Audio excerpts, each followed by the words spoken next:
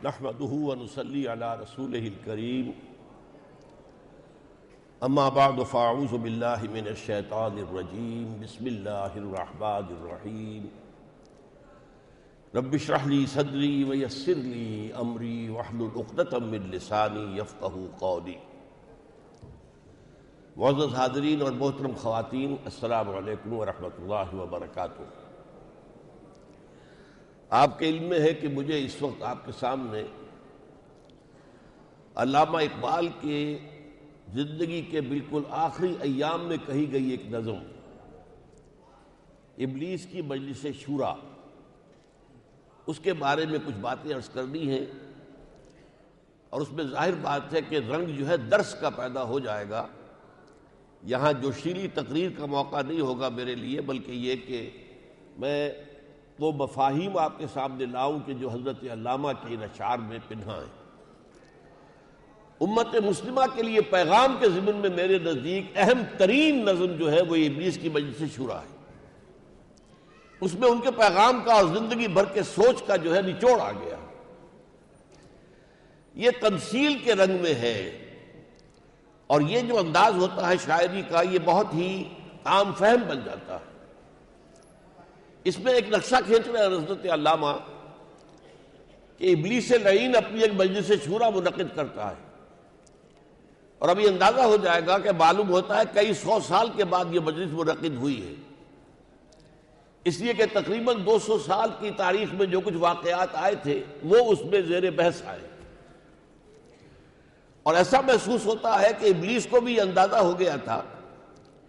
کہ اب اس دنیا کا خاتمہ قریب ہے، اور آخری مارکہ ہونے والا ہے حق و باطل کا، جس کو اقبال نے کہا کہ دنیا کو ہے پھر مارکہ روح و بدن پیش، اور تہذیب نے پھر اپنے درندوں کو ابھارا۔ ابلیس کو یورپ کی مشینوں کا سہارا، اللہ کو پامرد مومن پہ بھروسہ۔ بہرحال اس وقت وہ تقریر کرتا ہے، سب سے پہلے یہ اوپننگ خطاب اس کا ہے، یہ عناصر کا پرانا کھیل، یہ دنیائے دوں حقیر دنیا، یہ دنیا جس میں میں اور آپ رہ رہے ہیں حقیر ہے اس کی نگاہ میں، اس لیے کہ وہ ایک اعتبار سے انسانوں سے بالا تر ہستی کا حامل ہے، وہ آگ سے پیدا کیا گیا ہے، اور اس کی پہنچ اس کائنات میں زیادہ فاصلے تک ہے جو ہماری نہیں ہے،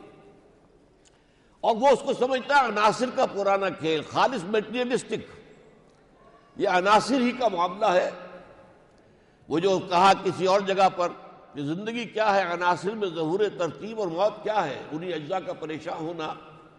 گویا کہ اس کے سامنے اس کائنات کی جو روح ہے وہ موجود نہیں، اور حیات کا جو بنیادی اساس ہے روحانی، اس سے وہ نابلد ہے۔ یہ عناصر کا پرانا کھیل، یہ دنیائے دوں، ساکنان عرش اعظم کی تمناؤں کا خون، اس میں اس کی اپنی فہم کے مطابق اس واقعے کا ذکر ہو رہا ہے کہ جب اللہ نے فرمایا کہ میں زمین میں خلیفہ بنانے والا ہوں، اور حضرت آدم کا اللہ نے فیصلہ کیا، تو فرشتوں نے استفہاماً کہا تھا، یہاں وہ یہ کہہ رہا ہے کہ یہ فرشتوں کی آرزوؤں کا خون ہو گیا ہے۔ وہ چاہتے تھے کہ یہ خلافت ہمیں ملے، ہم اعلیٰ تخلیق ہیں، ہماری نور سے تخلیق ہوئی ہے، ہم گناہوں سے پاک ہیں، ہم معصوم ہیں، لیکن اللہ کا جو فیصلہ ہوا تو گویا کہ ساکنان عرش اعظم کی تمناؤں کا خون، اس کی بربادی پہ آج آمادہ ہے وہ کارساز جس نے اس کا نام رکھا تھا جہان کاف و نور۔ یہ ہے وہ شعر جس کے حوالے سے میں یہ کہہ رہا ہوں کہ وہ بھی سمجھ رہا ہے کہ اب اس دنیا کا خاتمہ بہت قریب ہے، اللہ تعالیٰ کی طرف سے اس کا آخری وقت جو ہے وہ قریب آ گیا ہے، جس نے اسے جہان کن کہا تھا، کن سے پیدا کیا تھا، کن فیکون۔ اب اس کے بعد وہ اپنی کچھ لافزنی کر رہا ہے کہ میرے کیا کیا کارنامے رہے ہیں۔ میں نے دکھلایا فرنگی کو ملوکیت کا خواب، میں نے توڑا مسجدوں کے دیر و کنیسہ کا فسون۔ سیکولرزم کے بعد اگرچہ یہ ہے کہ مسجد بھی رہی، کنیسہ بھی رہا، دیر بھی رہا، ان کا زندگی کی جو اجتماعی جو پہلو ہے اس پر کوئی اثر نہیں رہا، صرف انفرادی معاملہ، صرف تمہارا مذہب جو ہے انفرادی معاملہ ہے، جاؤ مسجد میں خدا کو سجدہ کر لو، مندر میں جاؤ بتوں کو پوج دو۔ اجتماعی زندگی سے دی پولیٹیکو سوشو اکنامک سسٹم، اس کا کوئی سروکار کسی مذہب سے نہیں، اور کسی بھی اس الہامی یا وحی کی بنیاد پر جو مبنی ہدایت ہے اس سے ہم کوئی سبق نہیں لیں گے۔ میں نے توڑا مسجد و دیر و کلیسا کا فسون، میں نے نادانوں کو سکھلایا سبق تقدیر کا، نادانوں کو بتا دیا یہ تمہاری تقدیر میں ہے، بس صبر کرو، جنہوں نے تمہارے حقوق چھینے ہیں ان سے غصب نہ کرو، واپس نہ لو، مت لڑو، مت بغاوت کرو، بس طلب تقدیر۔ اور میں نے منعم کو دیا سرمایہ داری کا جنون، دولت مند کو میں نے جنون دیا، جمع کرو اپنے پاس دولت، خرچ مت کرو غریبوں پر،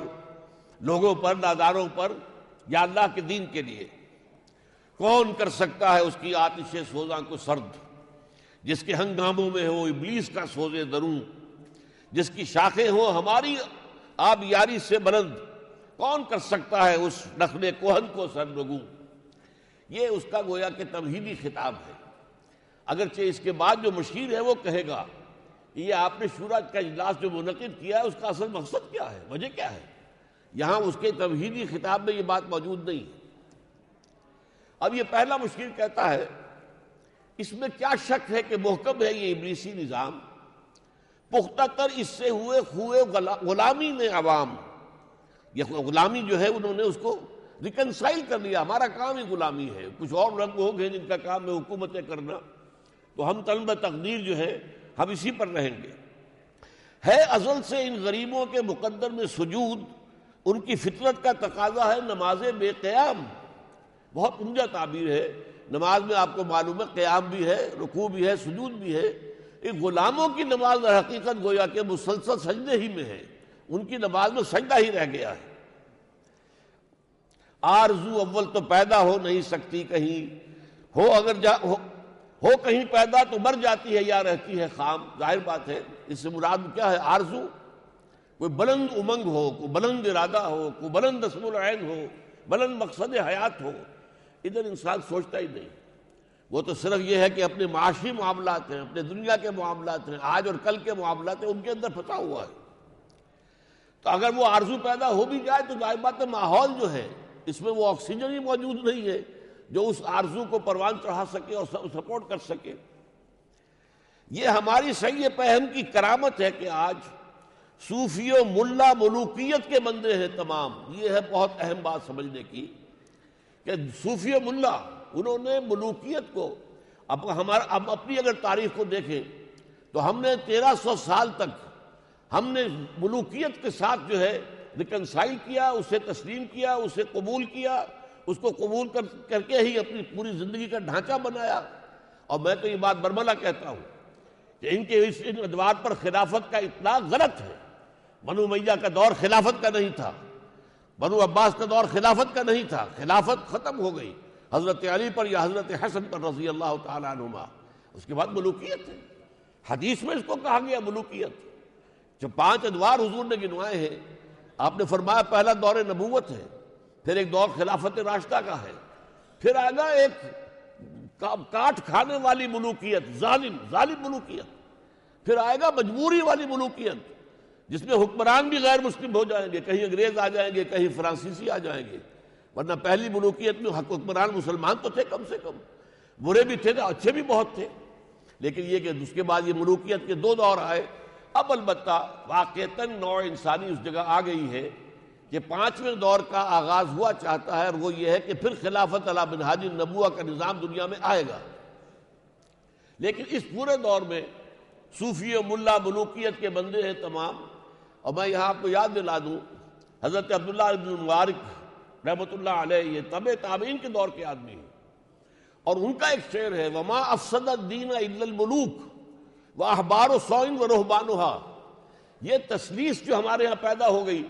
ابتدا میں توحید تھی، خلیفہ اپنی جگہ پر وہ حاکم بھی ہے، وہی مجتہد بھی ہے، سارا معاملہ اس کے ہاتھ میں ہے، جو قیادت تھی مسلمان کی وہ ایک وحدت میں تھی، پھر وہ تثلیث میں ہو گئی، سلطان، ملا اور صوفی، یہ 3 قائدین ہو گئے، ہماری قیادت جو ہے توحید سے ہٹ کر تثلیث پر چلی گئی۔ اور ظاہر بات ہے اسی کو علامہ نے کہا ہے، اسی مضمون کو جو حضرت عبداللہ ابن مبارک کا ہے کہ باقی نہ رہی تیری وہ آئینہ ضمیری، اے کشتے ملائیوں سلطانیوں پیری۔ یہی تین طبقات ہیں جنہوں نے بیڑا غرق کیا ہے، اور اسلام کو اور مسلمانوں کو اس حد تک پہنچایا جہاں ہم آج پہنچے ہوئے ہیں۔